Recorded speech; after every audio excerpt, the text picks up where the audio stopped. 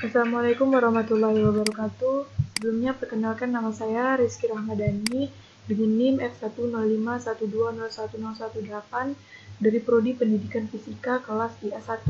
Nah, saya akan membahas beberapa soal, yaitu kita masuk ke soal pertama. Nah, perhatikan gambar berikut untuk balok 1 dengan massa 1,2 kg meluncur tanpa slip dari ketinggian 1,8 meter dan menumbuk balok 2 yang bermassa 1 kg. Jadi, balok 2 ini dalam keadaan diam. Setelah tumbukan, balok 2 meluncur pada bidang kasar dengan koefisien gesek kinetis itu 0,4. Tentukan jarak tempuh balok 2 sampai berhenti jika pertama tumbukan lenting sempurna, yang kedua tumbukan lenting sebagian yang diketahui E sama dengan 0,3. Nah, diketahui dari soal kita dapat menyimpulkannya. Yang pertama, untuk massa balok 1 X sama dengan 2 kg, untuk ketinggian balok 1 X sama dengan 1,8 meter, untuk massa pada balok kedua X sama dengan 1 kg, untuk koefisien gesek kinetis itu sama dengan 0,4, untuk gravitasi sama dengan 10 meter per sekon. Nah, yang ditanyakan jarak tempuh balok sampai berhenti jika balok 2 sampai berhenti jika yang pertama tumbukan lenting sempurna, yang kedua tumbukan lenting sebagian yang sudah diketahui E sama dengan 0,3. Nah, di sini kita menganalisis dulu gambarnya. Di sini saya memberi titik A, di sini titik B, untuk di sini titik C. Nah, untuk di sini untuk balok 1 meluncur itu mengenai atau menumbuk balok 2 itu kita menggunakan rumus hukum kekekalan energi. Nah, pada saat balok 1 menumbuk balok 2, kita menggunakan hukum kekekalan momentum. Nah, setelah itu balok 2 meluncur pada titik akhir, pada titik C ini kita menggunakan konsep teorema usaha energi, yaitu usaha adalah perubahan energi. Nah, jadi kesimpulannya balok 1 meluncur pada bidang miring ini kita menggunakan hukum kekekalan energi. Pada saat balok 1 menumbuk balok 2 kita menggunakan hukum kekekalan momentum. Pada saat balok 2 meluncur pada bidang kasar ini pada titik akhir C kita menggunakan teorema usaha energi. Nah, kita bahas untuk yang A, tumbukan lenting sempurna. Kita menggunakan konsep hukum kekekalan energi mekanik. Nah, di sini kan sudah saya beri titik A, sini titik B. Nah, jadi energi mekanik kita menganalisis yang pada titik A sama titik B terlebih dahulu ya. Terus energi mekanik A sama dengan energi mekanik B. Nah, untuk energi mekanik itu sama dengan rumusnya energi potensial ditambah energi kinetik. Nah, di sini untuk energi kinetik pada bagian A itu mengapa 0? Karena di sini balok 1 itu jatuh bebas, jadi tanpa kecepatan. Makanya energi kinetik pada bagian A itu 0, dan untuk energi potensial pada bagian B itu 0. Mengapa? Karena untuk pada bagian posisi B ini itu hanya tidak ada, jadi sama dengan 0. Nah, jadi sisa ini rumusnya EPA sama dengan EKB. Untuk energi potensial itu rumusnya MGH, massa, gravitasi, dan dikali ketinggian. Nah, untuk energi kinetik itu setengah mv/b kuadrat. Nah, untuk massa itu kan di sebelah kiri ada juga, di sebelah kanan ada juga. Jadi kita coret. Nah, setelah itu VB sama dengan akar 2GH. Ini di sini setengah ya. Jadi makanya akar. Terus untuk VB sama dengan 2, untuk gravitasi itu sama dengan 10, untuk H itu sama dengan 1,8 meter yang sudah diketahui dari soal. Nah, di sini hasilnya sama dengan akar 36. Untuk VB itu sama dengan 6 meter per sekon. Nah, di sini saya membuat gambar sederhana untuk pada saat balok 1 menumbuk balok 2, kita menggunakan hukum kekekalan momentum ya. Ini balok 1, nah ini balok 2. Ini mengenai balok 2. Setelah itu kita ketahui V1 yang sudah kita cari tadi itu sama dengan 6 meter per sekon.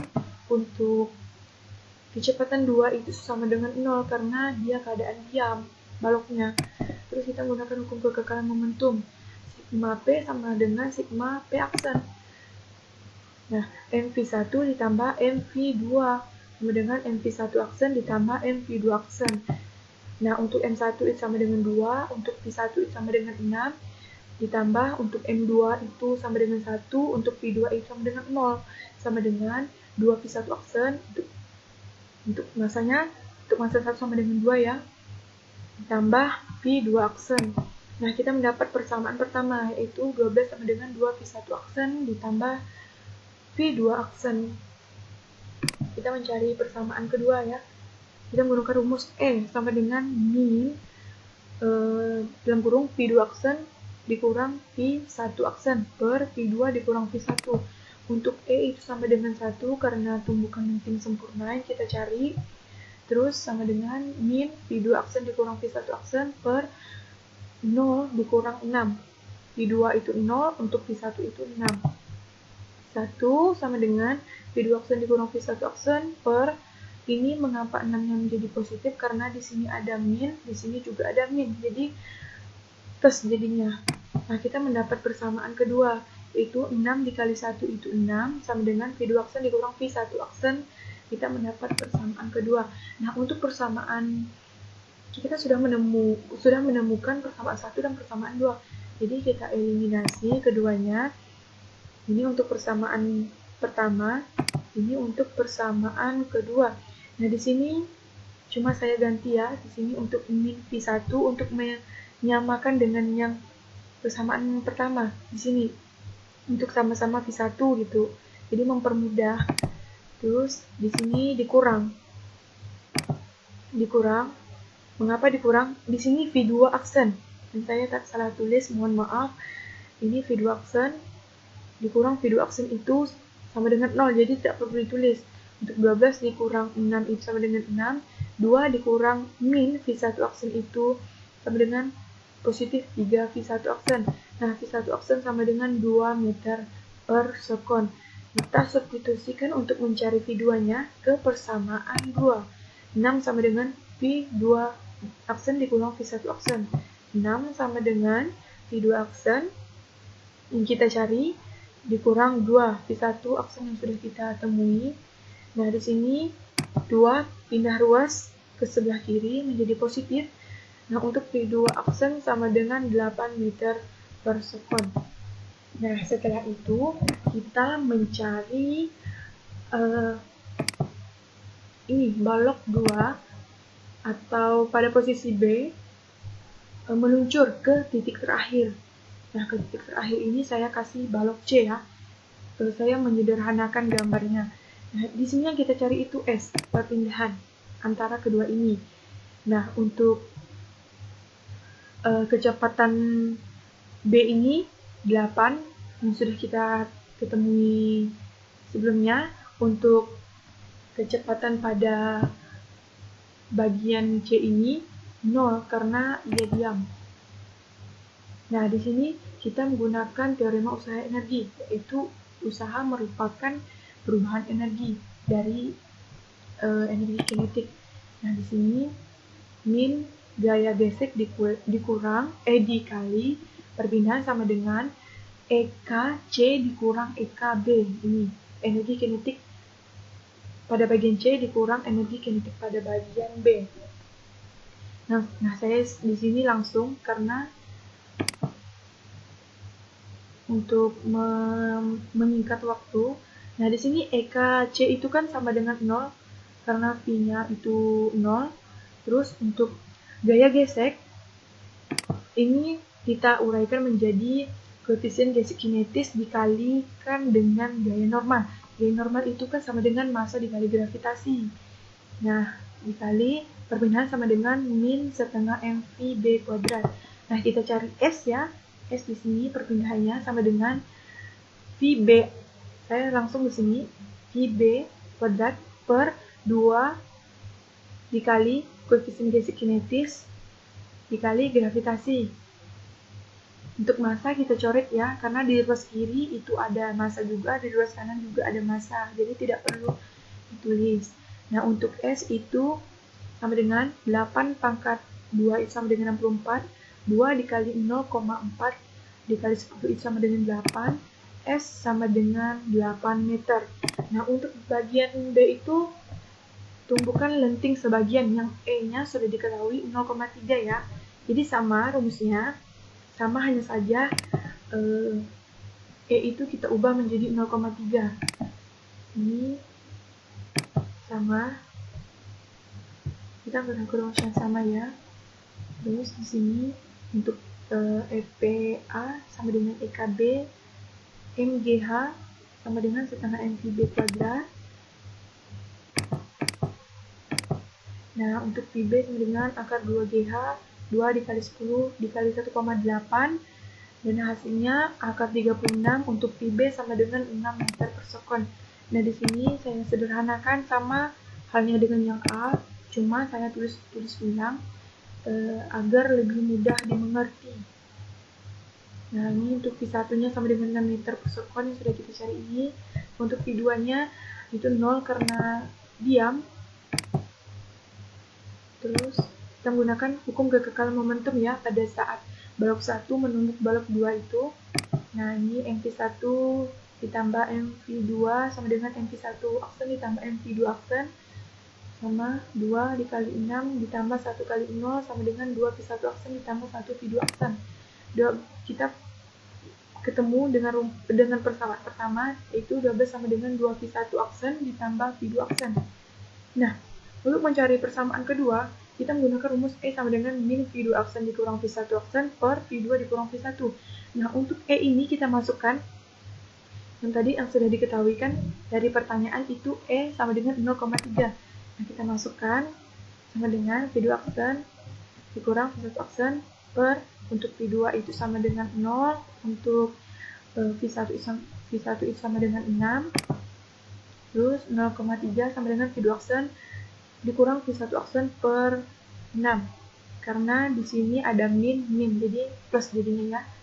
Terus 0,3 dikali 6, hasilnya 1,8 sama dengan V2 aksen dikurang V1 aksen. Ketemulah persamaan kedua. Nah, di sini kita eliminasi untuk persamaan 1 dan persamaan 2. Ini untuk persamaan 1 ya. Yang ini untuk persamaan kedua. Dan ini saya balik untuk V1-nya untuk menyamai dari persamaan 1 ya. Jadi jangan terkejut bisa berbeda. Terus ini dikurang karena di sini itu sebenarnya V2 ya, karena saya salah tulis. Mohon maaf. Jadi V2 aksen dikurang V2 aksen itu sama dengan 0. Nah, untuk 12 dikurang 1,8 itu 10,2 sama dengan 2 dikurang min V1 aksen itu sama dengan positif 3 V1 aksen. Nah, V1 aksen sama dengan 3,4 meter per sekon. Nah, untuk mencari V2, kita substitusikan ke persamaan kedua, yaitu 1,8 sama dengan V2 aksen dikurang V1 aksen. 1,8 sama dengan V2 aksen yang kita cari dikurang 3,4 V1 yang sudah kita cari tadi. Ini 1,8 ditambah pindah ruas ini. Pindah ruas ditambah 3,4 sama dengan V2 aksen. V2 aksen sama dengan 5,2 meter per sekon. Sama kita cari juga untuk ini, untuk balok 2 atau titik B itu meluncur sampai ke titik akhir. Itu kan yang ditanyakan jaraknya. Sama kita menggunakan teorema usaha energi, yaitu usaha perubahan dari energi kinetik ya. Di sini sama min gaya gesek dikali perpindahan sama dengan EKC dikurang EKB. EKC itu sama dengan 0 karena V itu sama dengan 0 karena diam ya. Terus ini mu koefisien gesek kinetis dikali N atau G normal. G normal itu sama dengan massa dikali gravitasi. Terus S-nya kita turunkan, perpindahan sama dengan min setengah M Pi B kuadrat. S yang kita cari ini di sini Pi B kuadrat per 2 dikali koefisien gesek kinetis dikali gravitasi. Untuk M di ruas kiri itu ada M, massa juga, di ruas kanan juga ada massa, jadi kita coret. Nah, untuk S sama dengan 27,04. Ini dari 5,2 dikali 5,2 sama dengan 2 dikali 0,4 dikali 10 itu sama dengan 8. Untuk S sama dengan 3,38 meter. Nah, untuk tumbukan lenting sempurna itu hasilnya sama dengan 8 meter. Untuk tumbukan lenting sebagian yang sudah diketahui E-nya sama dengan 0,3, itu perpindahan E atau jarak tempuhnya sama dengan 3,38 meter. Lanjut ke soal nomor 2, yaitu sebuah kubus dengan panjang rusuk 8 cm jika dicelupkan ke dalam air, ada 3/4 bagian kubus yang muncul di atas permukaan air. Tentukan massa jenis kubus jika kubus tersebut dicelupkan ke dalam minyak, berapa bagian kubus yang muncul dari permukaan air. Nah, jika yang sudah diketahui, rho air sama dengan 1 gram per cm kubik dan rho minyak sama dengan 0,8 gram per cm kubik. Kita masuk ke penyelesaiannya. Nah, di sini diketahui untuk Pi celup sama dengan 8 cm. Kita ubah ke meter kubik sama dengan 0,008 meter kubik. Untuk rho air sama dengan 1 gram per cm kubik, kita ubah ke kilogram per meter kubik, yaitu 1000. Untuk rho minyak itu sama dengan 0, gram per cm kubik, kita ubah ke kilogram per meter kubik. Jadi 800 bagian yang muncul itu sama dengan 3/4. Untuk bagian yang tenggelam itu sama dengan 1/4. Nah, yang ditanyakan massa jenis kubus untuk yang A, untuk yang B berapa bagian kubus yang muncul. Nah, untuk yang A, di sini kita menggunakan rumus gaya tekan ke atas, yaitu Fa sama dengan rho air dikali gravitasi dikali V celup. Nah, untuk rho air sama dengan 1000 dikali 10 gravitasinya 1/4 ini bagian yang tenggelam atau yang tercelup itu 1/4 ya. Jangan lupa kita masukkan. Untuk dicelupnya ini 0,008 pangkat 3, jangan lupa karena volume. Terus untuk ini 2500 dapatnya dari 10.000 dibagi 4. Nah, untuk ini 0,008 pangkat 3 hasilnya 0,000512. Nah, dari hasilnya 0,128 Newton. Nah, di sini kita mencari massa. Setelah kita mencari gaya tekan ke atas, kita mencari massanya, yaitu Fa sama dengan M celup dikali gravitasi. Untuk Fa tadi sudah kita cari 0,128 sama dengan M celup dikali 10.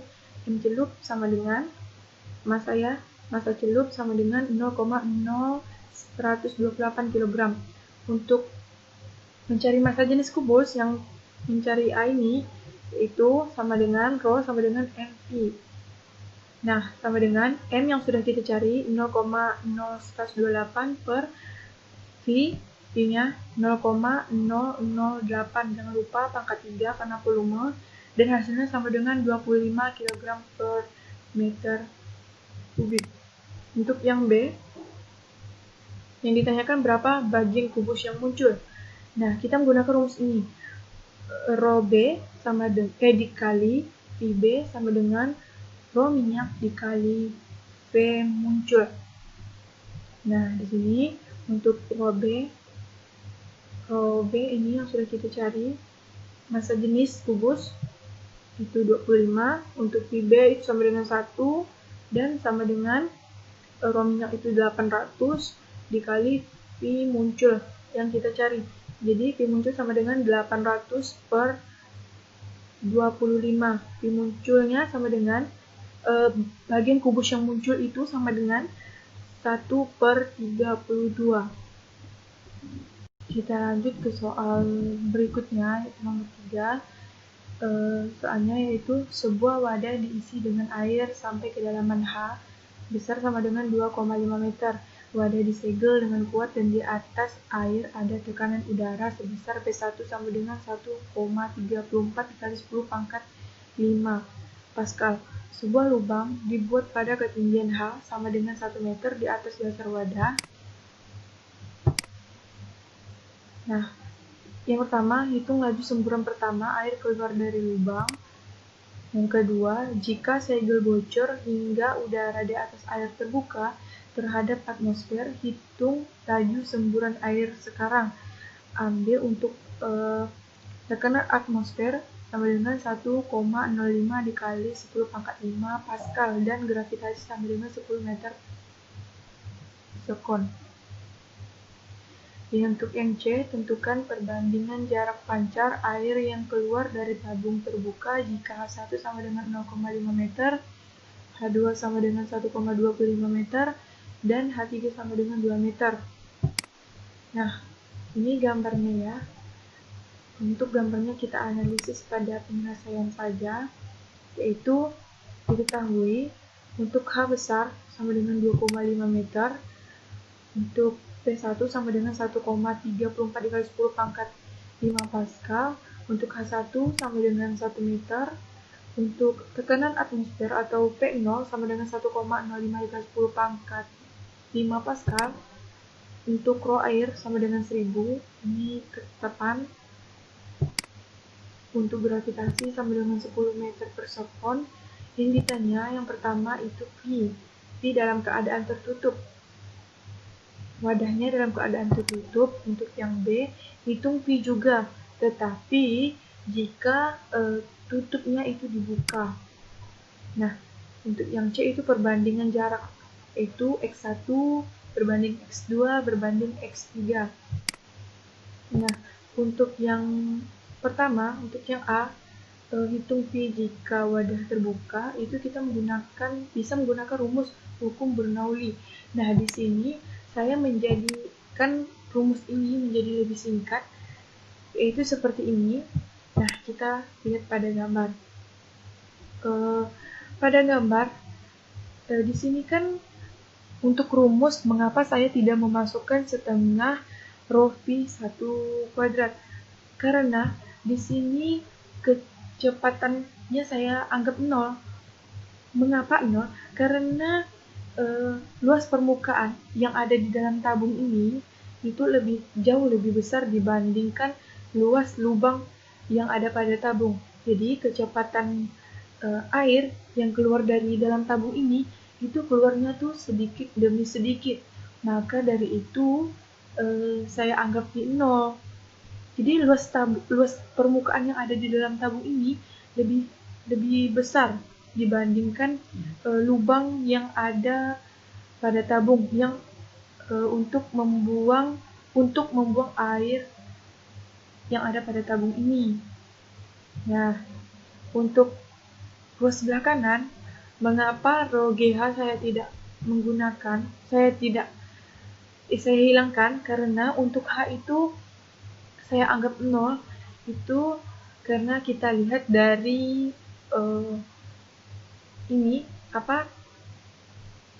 luas permukaan air ini P1 ini, luas permukaan sampai ke turunnya air dari lubang yang ada pada tabung. Nah, kita jadikan sebagai titik acuan untuk lubang ini, kita anggap 0.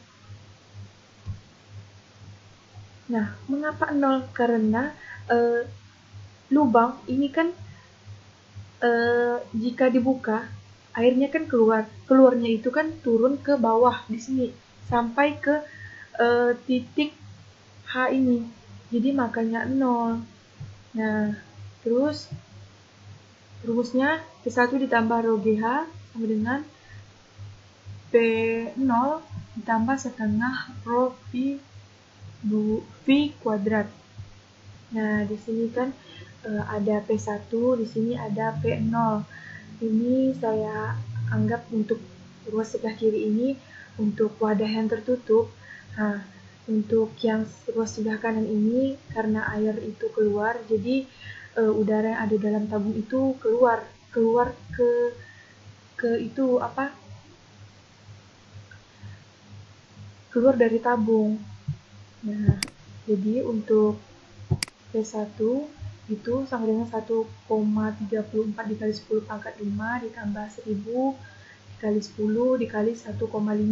1,5 ini dapatnya dari H besar dikurang H kecil. 2,5 dikurang 1. Jadi hasilnya 1,5 sama dengan untuk tekanan atmosfernya 1,05 dikali 10 pangkat 5 ditambah setengah dikali 1000 dikali V kuadrat. Nah, 1 dikali 1,34 dikali 10 pangkat 5 ditambah 15.000.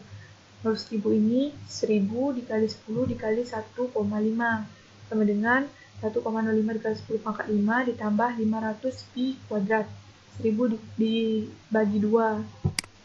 Nah, di sini 1,34 dikali 10 pangkat 5 sama dengan 134.000. Turunkan 15.000-nya sama dengan untuk 1,05 dikali 10 pangkat 5 itu sama dengan 105.000 tambah 500 pi kuadrat. Turunkan. Nah, untuk mencari pi yang tertutup ini, jadi 500 pi kuadrat sama dengan 149.000 dikurang 105.000. Hasilnya 44.000. Nah, pi kuadrat sama dengan 44.000 dibagi 550. Pi kuadrat sama dengan 88. Pi sama dengan akar 88. Untuk menghilangkan akar di ruas kiri, tarik akar dari ruas sebelah kanan. Untuk pi sama dengan 9,38 meter per sekon. Nah, untuk yang B sama halnya dengan yang A. Kita menggunakan rumus Bernoulli. Nah, di sini saya singkat juga rumusnya. Ini sama untuk apa? Untuk setengah rho P1 kuadratnya itu hilang.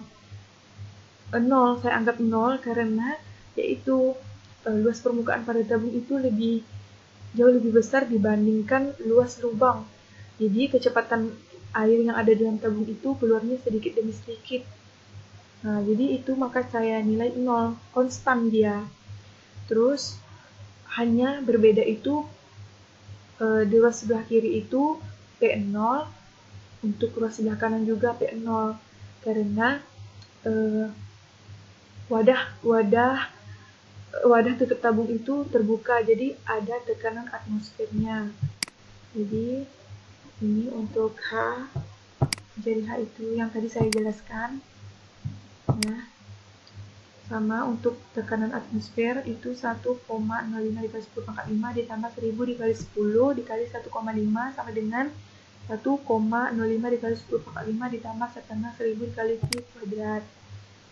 1 sama dengan 1 dikali 0,05 dikali 10 pangkat 5 ditambah 15.000 sama dengan 1,05 dikali 10 pangkat 5 ditambah 500 V kuadrat. Nah, 1,05 dikali 10 pangkat 5 itu sama halnya dengan 105.000 ditambah 15.000, turunkan sama dengan 105.000 ditambah 500 pi kuadrat diturunkan. Nah, untuk mencari pi yang terbuka itu 500 pi kuadrat sama dengan 120.000 dikurang 105.000. Jadi sama dengan 15.000. Untuk pi kuadrat sama dengan 15.000 per 550. Nah, untuk pi sama dengan 30. Untuk menghilangkan pangkat dari segi tarik akar dari sebelah kanan itu untuk akar 30 sama dengan 5,47 meter per sekon. Nah, untuk bagian yang C itu jarak pancar, perbandingan jarak pancar. Nah, diketahui H1 sama dengan 0,5 meter, ini diketahui dari soal ya. Ini H2 sama dengan 1,25 meter, untuk H3 sama dengan 2 meter. Nah, kita menggunakan rumus jarak pancar. Jarak pancar itu sama dengan X sama dengan Pi dikali T. Untuk Pi itu akar 2GH1 dikali, untuk T itu bisa diuraikan akar 2H2 dibagi akar gravitasi. Sama sebenarnya. Untuk gravitasi itu kita coret, jadi sisanya 2 akar H1 dikali akar H2. Untuk akar dikali akar itu jadi bilangan itu sendiri. Seperti ini, 2 akar 2 dikali akar 2, jadi hilang akarnya. Jadi untuk X1-nya kita mencari itu, kita cari H2 dulu sebelum mencari X1-nya. Jadi H2 sama dengan H besar dikurang H1. Nah, sama dengan 2,5 dikurang 0,5, hasilnya sama dengan 2 meter. Nah, kita mencari X1 menggunakan rumus ini. Kita cari dari rumus pancar. Masukkan untuk H1 itu akar, untuk H1 itu kan 0,5, untuk H2 ini 2 meter. 2 akar 1, 0,5 dikali 2 itu akar 1. 2 dikali akar 1 sama dengan 2 meter. Untuk mencari X2, kita harus mencari sama halnya seperti ini, mencari H2-nya dulu. H besar dikurang H2. Tergantung kita ingin mencari X2 misalnya, berarti di sini H2. Misalnya kita mencari H3, berarti di sininya H3. Nah, masukkan untuk H besarnya itu kan sama dengan 2,5 dikurang 1,25 meter. Jadi hasilnya 1,25 meter. X2 kita menggunakan rumus ini. Nah, untuk H2 itu 1,25 meter dikali 1,25 meter. Ini 1,25 meter. H2 yang ini juga 1,25 meter. Nah, untuk akar dikali akar itu hilang akarnya, jadi bilangan itu. Jadi 2 dikali 1,25 itu sama dengan 2,5 meter. Nah, untuk mencari X3 sama halnya H2 dikurang H besar dikurang H3. Nah, H besar itu kan 2,5. Untuk H3 itu kan sudah diketahui yaitu 2 meter. Dan hasilnya 2,5 dikurang 2 itu sama dengan 0,5 meter.